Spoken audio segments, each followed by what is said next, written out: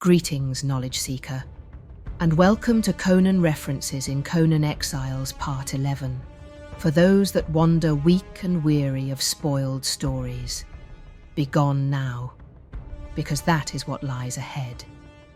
In the hero tale known as The Scarlet Citadel, penned by Robert E. Howard, our hero Conan has just saved Peleus the sorcerer from the hellish Yothga plant.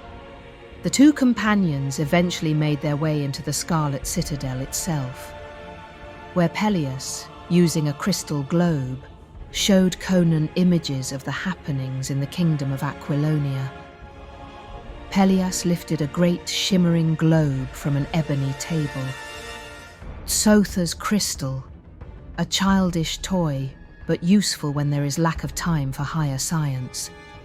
Look in, Your Majesty. He laid it on the table before Conan's eyes. The king looked into cloudy depths, which deepened and expanded. Slowly, images crystallized out of mist and shadows. He was looking on a familiar landscape. First, King Conan was shown his enemies, and their armies had Shamar under siege. And then the globe showed the capital of Tamar in chaos, his loyal knights being hooted at and hissed at. If he wanted to save the capital and his kingdom, he would need to reach Tamar faster than the fastest horse could take him. Fortunately, the sorcerer offers to aid the king.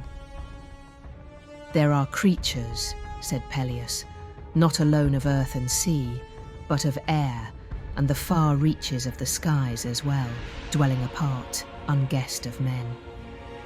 Yet to him who holds the master words and signs, and the knowledge underlying all, they are not malignant nor inaccessible.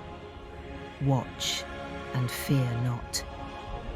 He lifted his hands to the skies and sounded a long, weird call that seemed to shudder endlessly out into space, dwindling and fading, yet never dying out, only receding farther and farther into some reckoned cosmos.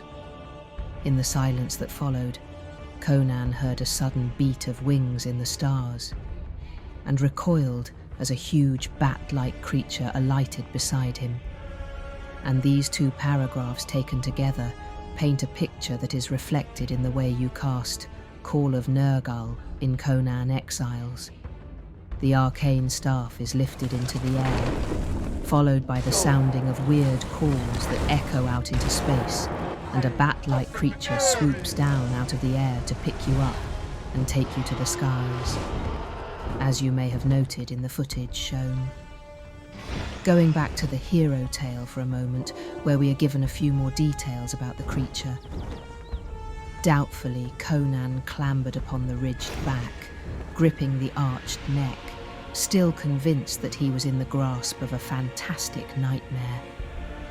With a great rush and thunder of titan wings, the creature took to the air, and the king grew dizzy as he saw the lights of the city dwindle far below him.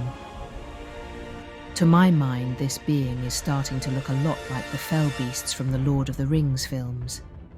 But there are varied interpretations of this creature out there, such as this one from King Conan, The Scarlet Citadel, from Dark Horse Comics, the one from The Savage Sword of Conan, or this one by Armand Cabrera, which I like the most because it reminds me of the never-ending story, specifically when Atreyu is riding Falkor, the luck dragon.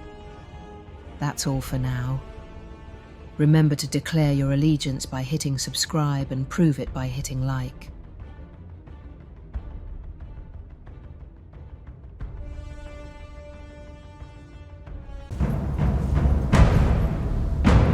Live, love, burn with life, slay and survive.